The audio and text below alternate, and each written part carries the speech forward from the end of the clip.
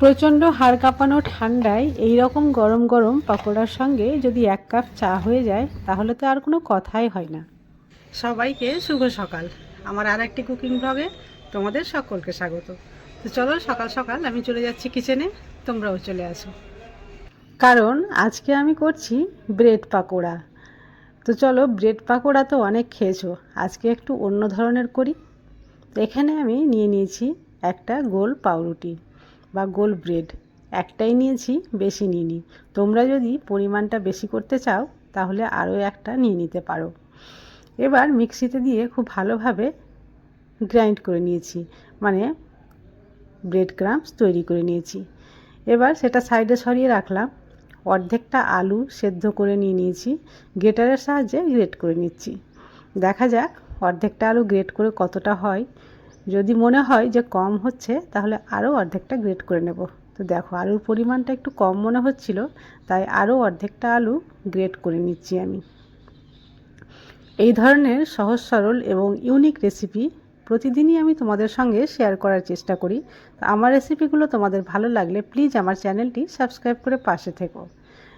এবার আমি এটাতে দিয়ে দিলাম ব্রেড ক্রাম্বস, পরিমাণ মতো হলুদ গুঁড়ো, ধনে গুঁড়ো, ঝাল লঙ্কার গুঁড়ো, এরপরে দিয়ে দিচ্ছি সামান্য জিরে গুঁড়ো, স্বাদ মতো লবণ, আদা রসুন বাটা, পেঁয়াজ কুচি, ধনে পাতা কুচি, আর সবশেষে দিয়ে দিচ্ছি 1 প্যাকেট ম্যাগি মশলা।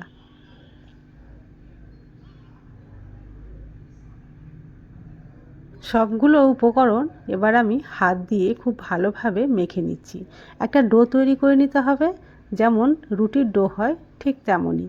এখানে যদি একটু চিটচিটে মনে হয় তাহলে আরও খানিকটা ব্রেড ক্রাম্বস দিতে পারো। এখানে আমি 5 ভাগে ভাগ করে নিয়েছি, মানে 5টাই পাকোড়া তৈরি হবে। তাহলে তোমরা বুঝে নাও যে আমি একটা গোল পাউরুটি দিয়ে 5টা পাকোড়া করছি। তোমরা যদি মানুষ সংখ্যায় বেশি থাকো তাহলে ডবল করে নেবে। এবার এগুলোকে একটু হাত দিয়ে লম্বাটে শেপ করে নিচ্ছি। সবগুলো একই রকম শেপ দিয়ে আমি এটাকে সাইডে সরিয়ে রাখছি, তারপরে পরের স্টেপে এগিয়ে যাব। ব্রেডের তো অনেক ধরনের পকোড়া খেয়েছো, তবে আজকের পকোড়াটা তোমরা খেয়ে দেখো, কথা দিচ্ছি একেবারে অসাধারণ লাগবে খেতে। বাচ্চাদের টিফিনেও দিতে পারবে, তাছাড়া তোমরা বিকেলে বা সকালে চায়ের সঙ্গে স্ন্যাক্স হিসাবে খেতে পারবে। বাড়িতে গেস্ট আসলে তাদেরকেও চায়ের সঙ্গে সার্ভ করতে পারবে, তারা খেয়ে বুঝতেই পারবে না যে এটা তুমি ব্রেড দিয়ে তৈরি করেছো। তো সেগুলো সাইডে সরিয়ে রাখলাম। এবার একটা সসপ্যানে নিয়ে নিয়েছি খানিকটা জল, আর দিয়ে দিলাম 1 টেবিল চামচ সাদা তেল, আর হাফ টেবিল চামচ চাইতে একটু কম, মানে 1/4 টেবিল চামচ দিয়ে দিয়েছি লবণ। আর দেখতে পেলে 2 প্যাকেট নুডলস ছিল, সেটা আমি সাইডে সরিয়ে রেখেছিলাম। এবার সেই জলেই নুডলসটা সিদ্ধ করে নিয়েছি, তবে এখানে 60% সেদ্ধ করেছি। এবার ছাঁকনার সাহায্যে ছেঁকে নিলাম, জল ঝরিয়ে নিয়েছি। তারপরে এখানে হাফ টেবিল চামচ সাদা তেল দিয়ে এই গরম অবস্থাতে একটু গায়ে লাগিয়ে দিচ্ছি, যাতে চিটচিটে হয়ে লেগে না যায়। খুব ভালোভাবে তেল মাখানো হয়ে গেছে, এবার আমি সেটাও সাইডে সরিয়ে রাখলাম।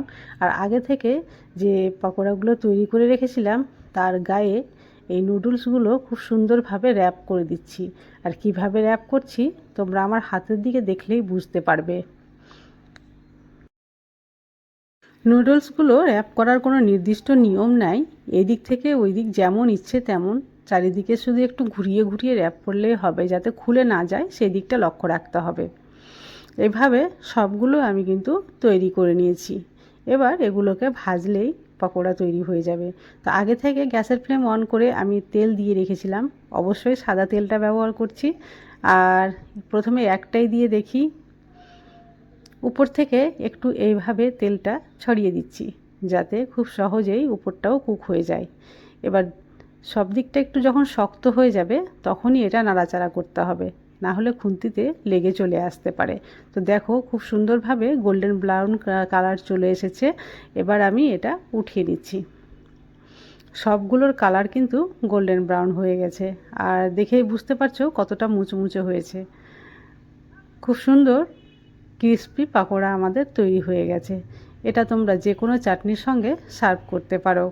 উপর থেকে একটু ধনেপাতা ছড়িয়ে দিলাম দেখতে ভালো লাগার জন্য। আর এখানে আমি একটু নিয়ে নিয়েছি তেঁতুলের চাটনি। আর এই যে দেখো ভেতরটা কত সুন্দরভাবে কুক করা হয়েছে। তো আজকের রেসিপি তোমাদের ভালো লাগলে একটা লাইক অবশ্যই করে দিও, আর বেশি বেশি করে শেয়ার করিও। আর এই ধরনের রেসিপি পেতে হলে অবশ্যই কমেন্টে আমাকে জানাবে। তাহলে এই পর্যন্তই, আবার আসবো অন্য কোনো ভিডিও নিয়ে। ততক্ষণ পর্যন্ত তোমরা সবাই সুস্থ থেকো, ভালো থেকো।